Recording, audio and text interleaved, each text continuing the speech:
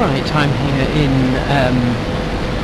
King's Cross station, awaiting my train home, and I thought it might be nice. Hello, I think I'll move across here, you've got something better to see.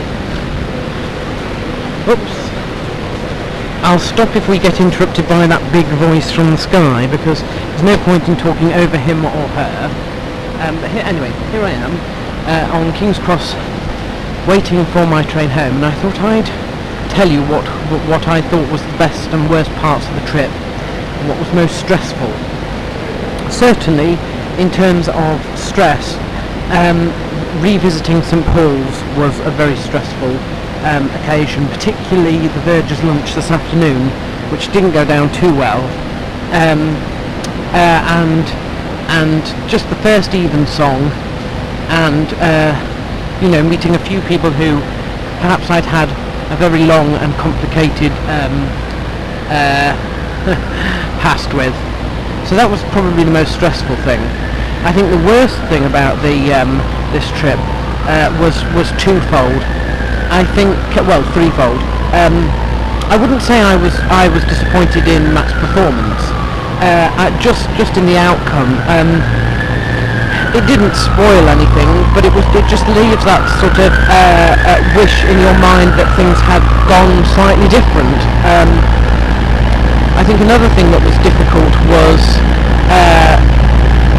being able to meet up with people, and the sort of confusion of particularly the Americans not having phones that worked in this country, which I hadn't really given much thought to be totally honest, as mine sort of fitted with something that you can text from any country or to any country with, and this was shown when I sort of turned up, and because of delays, Boomer and Nathan, weren't there, and I didn't know where anybody was.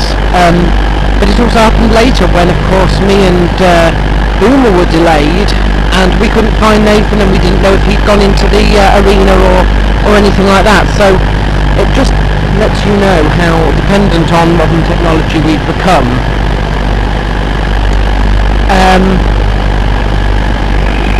I think the only other disappointment is that there was no after show thing, no after show party. I know that we got a lot of stuff, but I don't really know what happened to it. I certainly wasn't told.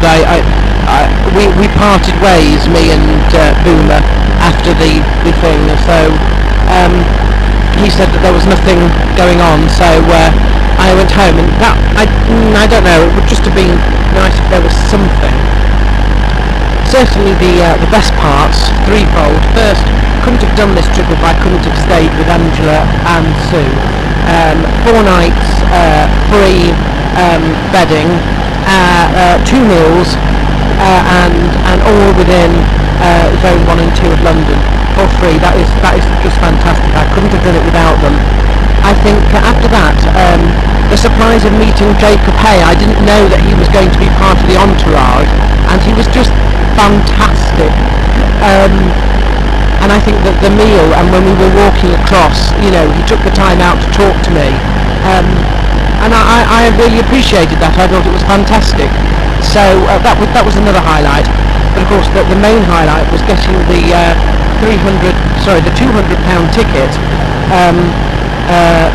from Boomer when he discovered that Nathan was already inside the building, and he didn't discover that until after he'd given me the ticket. So I got to watch the whole event actually in the arena, having sat next to Boomer. So all in